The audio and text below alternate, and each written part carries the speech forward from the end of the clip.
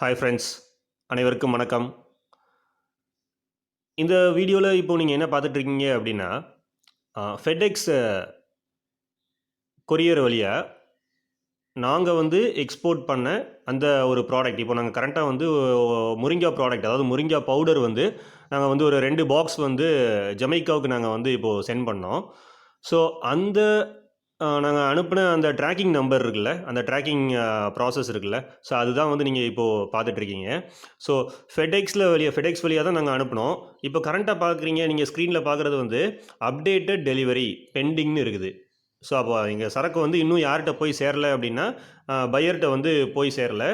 So initially expected வந்து Friday, அதாவது August 5 வந்து போய் சேர்கிற மாதிரி இனிஷியலி எக்ஸ்பெக்டட் டேட் கொடுத்துருக்காங்க. பட் ஆனால் இப்போ கரண்ட்டாக என்ன ஆயிருக்குன்னா, பெண்டிங்கில் இருக்குது, டிலேட் ஆகிருக்குது.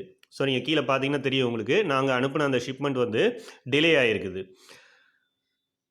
ஸோ இப்போது 21 தேர்ஸ்டே வந்து பிக்கப் ஆகிருக்குது. ஸோ அடுத்தது பார்த்தீங்க அப்படின்னா கிங்ஸ்டன். ஸோ கிங்ஸ்டனுக்கு போய் என்னைக்கு ரீச் ஆகிருக்குது அப்படின்னா, டியூஸ்டே ஆகஸ்ட் 2, 2022 வந்து கிங்ஸ்டன் ஜமைக்கா. ஸோ ஜமைக்காவில் போய் நம்ம ப்ராடக்ட் வந்து ரீச் ஆகிட்டு, பட் என்ன ஆயிடுச்சு அப்படின்னா கஸ்டம்ஸில் போய் ஹோல்ட் ஆயிடுச்சு. ஸோ கஸ்டம்ஸ் கிளியரன்ஸ் வந்து பண்ண முடியல. யாரால் அப்படின்னா நம்ம கஸ்டமரால், நம்ம பையர்னால. ஸோ அதனால் அங்கே வந்து சரக்கு வந்து இப்போ வந்து வச்சுருக்குறாங்க. ஸோ அந்த இன்ஃபர்மேஷன் தான் நீங்கள் இப்போ இங்கே பார்த்துட்ருக்கீங்க. ஸோ அப்டேட்டட் டெலிவரி பெண்டிங் அப்படின்னு சொல்லி போட்டிருக்காங்க. ஸோ இந்த ஷிப்மெண்ட் இன்ஃபர்மேஷன் பார்த்தீங்க அப்படின்னா, தேர்ஸ்டே ஜூலை 21 வந்து ஃபெடெக்ஸுக்கு நாங்கள் அனுப்பினோம். ஸோ அந்த டீட்டெயில் இதில் இருக்குது. So left FedEx origin. So அங்கே மதுரையிலேருந்து டிரான்சிட் ஆச்சு. ஸோ மதுரையிலேருந்து டிரான்சிட் ஆகி நம்ம எங்கே போச்சு அப்படின்னா நெக்ஸ்ட்டு பெங்களூர். ஸோ பெங்களூர் போச்சு. அதுக்கடுத்தது பார்த்தீங்கன்னா பெங்களூரில் இருந்து டிரான்சிட் ஆகி ஃபைனலாக பார்த்தீங்க அப்படின்னா எங்கே ரீச் ஆச்சுன்னு பார்ப்போம் நம்ம. ஸோ மும்பை போயிடுச்சு. ஸோ நெக்ஸ்ட்டு பார்த்தீங்கன்னா மும்பையிலேருந்து நேராக வந்து துபாய். ஸோ துபாய் போயிடுச்சு. அதாவது கஸ்டம்ஸ் கிளியரன்ஸ் வந்து எங்கே பண்ணாங்க அப்படின்னா வந்துட்டு அங்கே பெங்களூர்லேயே வந்துட்டு கஸ்டம்ஸ் கிளியரன்ஸ் பண்ணிட்டாங்க. ஸோ அதுக்கப்புறம் எங்கே ஆயிடுச்சு அப்படின்னா வந்து ப்ராடக்ட் வந்து மும்பை வந்துருச்சு. ஸோ மும்பையில் இருந்து அண்ட் தென் பார்த்தீங்க அப்படின்னா வந்து டிரான்சிட் ஆகி துபாய் போயிட்டு, துபாயிலேருந்து மெம்ஃபிஸ். ஸோ நீங்கள் பார்க்குறீங்க arrived at FedEx hub Memphis. So Memphis வந்து யூஎஸ்க்கு, அதாவது டென்னசி அப்படிங்கிற ஒரு ஸ்டேட்டுக்கு, யூஎஸில் இருக்கிற அந்த ஸ்டேட்டுக்கு போயிடுச்சு. ஸோ அங்கே இருந்து அகெயின் பார்த்தீங்க அப்படின்னா மெம்ஃபிஸில் இருந்து மயாமி, ஃப்ளோரிடா. ஸோ ஃப்ளோரிடா யூஎஸ்ஏயில் வந்து ஃப்ளோரிடாவில் வந்து மயாமி. ஸோ அந்த இடத்த வந்து ரீச் பண்ணிச்சு. ஸோ அதுக்கப்புறம் பார்த்தீங்கன்னா ஆப்ரேஷனல் டிலே அப்படின்னு கொடுத்துருக்காங்க. ஸோ அங்கே ஒரு டிலே ஆச்சு. So operational delay. ஸோ அவங்களுக்கு ஏதோ ஒரு இஷ்யூ, அதனால் ஃபெடெக்ஸில் ஏதோ இஷ்யூ இருந்ததுனால அங்கே ஒரு நாள் சரக்கு டிலே ஆயிடுச்சு. ஸோ திரும்ப அங்கே இருந்து மயாமியில் இருந்து டிரான்சிட் ஆச்சு.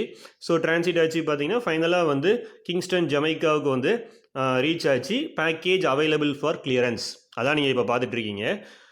பட் என்ன ஆயிடுச்சுன்னு பார்த்தீங்கன்னா டியூஸ்டே பார்த்தீங்கன்னா என்ன ஆயிருக்குன்னா clearance delay, import unknown status, non FedEx broker அப்படின்னு சொல்லி போட்டிருக்காங்க. ஸோ அப்புறம் பார்த்தீங்கன்னா in transit paper work available for non FedEx broker அப்படின்னு போட்டிருக்காங்க. லாஸ்ட்டு பார்த்தீங்க அப்படின்னா என்ன போட்டிருக்காங்க அப்படின்னா, so delay unable to contact recipient for broker information அப்படின்னு சொல்லி கொடுத்துருக்காங்க. ஸோ தட் மீன்ஸ் பார்த்தீங்கன்னா இங்கே என்ன சொல்ல வராங்க அப்படின்னா வந்து பையரை வந்து எங்களால் வந்து அந்த காண்டாக்ட் பண்ண முடியல, அதே ரெசிபியண்ட்டை வந்து எங்களால் காண்டாக்ட் பண்ண முடியல. அதே மாதிரி எங்களுக்கு வந்து புரோக்கர் இன்ஃபர்மேஷன் வேணும். அதாவது புரோக்கர் இன்ஃபர்மேஷன் இவங்க என்ன சொல்கிறாங்க அப்படின்னா, அங்கே உள்ள கஸ்டம்ஸ் கிளியரன்ஸ், இம்போர்ட் கிளியரன்ஸ் பண்ணுறதுக்கு ஒரு நான் புரோக்கர் வேணும். அதாவது ஃபெடெக்ஸ் வந்து இப்போ அங்கே கிளியர் பண்ணி கொடுக்க மாட்டாங்க, ஓகேவா?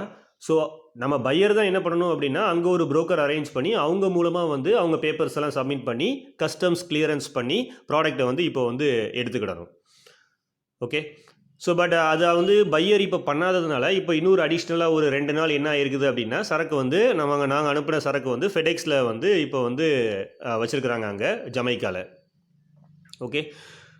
ஸோ இந்த ஒரு ட்ராக்கிங் இன்ஃபர்மேஷனை நான் ஏன் உங்கள்கிட்ட காமிக்கிறேன் அப்படின்னா வந்து பார்த்தீங்க அப்படின்னா வந்துட்டு எக்ஸ்போர்ட்டுங்கிறது ஃபெடெக்ஸ் கொரியர் மூலமாக கூட நம்ம பண்ண முடியும். இப்போ நான் பார்த்தீங்கன்னா அது வந்து ஜஸ்ட் ஒரு 2 பாக்ஸ் தான் நான் வந்து அனுப்பியிருக்கேன், 2 box big box.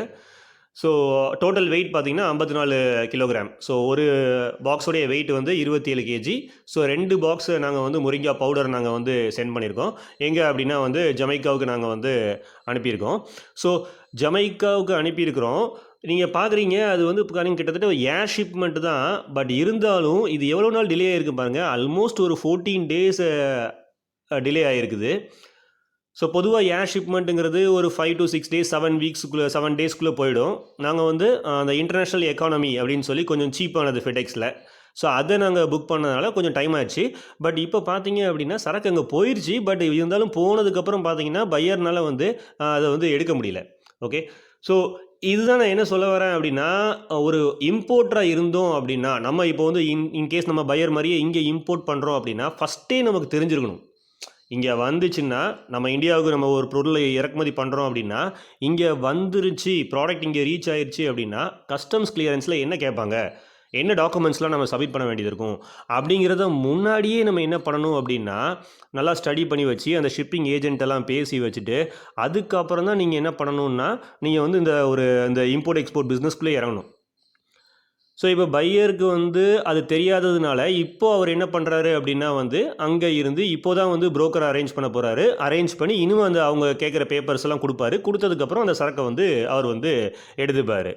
Okay, so இது வந்து ஏர் ஷிப்மெண்ட் அப்படின்றதால நாங்களாம் பார்த்தீங்கன்னா ஃபுல் பேமெண்ட் முதலே வாங்கியாச்சு. இது வந்து ஏர் ஷிப்மெண்ட் அப்படிங்கிறனால ஸோ ஃபஸ்ட்டு வந்து ஒரு 50% அட்வான்ஸ் பேமெண்ட்டு, அதுக்கப்புறம் டெலிவரிக்கு முன்னாடி ஒரு 50%. ஸோ ஏர் ஷிப்மெண்ட் அப்படிங்கிறதுனால ஸோ 100% வாங்கிட்டு வந்து நம்ம வந்து எக்ஸ்போர்ட் பண்ணியிருக்கோம். பட் இப்போ சரக்கு வந்து என்ன ஆயிடுச்சு அப்படின்னா அங்கே போய் நிற்குது. இப்போ அவர் வந்துட்டு ஆக்ஷன் எடுக்கணும் இப்போது.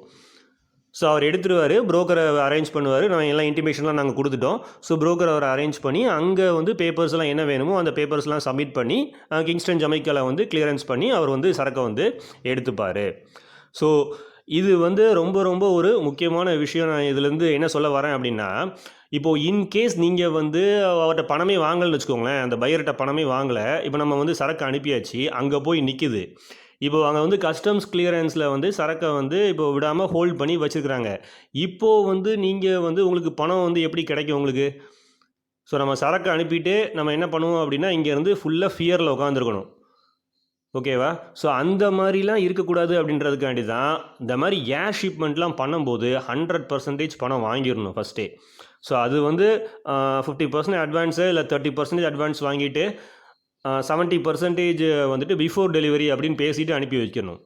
ஓகே, ஸோ இப்போ அங்கே போய் ரீச் ஆனதுக்கப்புறம் இப்போ பையர் வந்து கட்டாயமாக எடுத்துருவார். ஏன்னா அவர் ஆல்ரெடி பணத்தை போட்டார். ஸோ நம்ம இங்கே சேஃபாக தான் இருக்கோம். ஸோ அவர் என்ன பண்ணுவார் அப்படின்னா அங்கே வந்து அங்கே வந்து குட்ஸை வந்து கட்டாயமாக என்ன செஞ்சிருவார் அப்படின்னா இன்னும் வெரி ஃபியூ டேஸ்க்குள்ளே வந்து கிளியர் பண்ணி எடுத்துப்பார் அவர். ஓகே, ஸோ இங்கே நமக்கு வந்து 2 லெசன் நம்ம வந்து இதில் லேர்ன் பண்ணிக்கணும். ஒன்று, நம்ம வந்து பேமெண்ட் வாங்காமல் யாருக்கும் என்ன பண்ணக்கூடாது அப்படின்னா எக்ஸ்போர்ட் பண்ணக்கூடாது. அதுவும் மெயினாக ஏர் ஷிப்மெண்ட்லாம் வந்துட்டு பண்ணக்கூடாது. பேமெண்ட் ஃபுல்லாக வாங்கிடணும் எப்படியாச்சு. ஓகே, ஸோ அதுக்கப்புறம் செகண்டு, நீங்கள் ஒரு இம்போர்ட்டராக இருந்தீங்க அப்படின்னா இந்த மாதிரி ஹேர்டில்ஸ் எல்லாம் தாண்டி தான் நம்ம போகணும். அதாவது கஸ்டம்ஸ் கிளியரன்ஸுங்கிற ஒரு மிகப்பெரிய ஒரு ஹேர்டில் இருக்குது எக்ஸ்போர்ட் இம்போர்ட் பிஸ்னஸில். கஸ்டம்ஸில் வந்து ப்ராடக்டை வந்து கட்டாயமாக ஹோல்ட் பண்ணி வைப்பாங்க நம்ம கரெக்டான பேப்பர்ஸ் கொடுக்கல அப்படின்னா.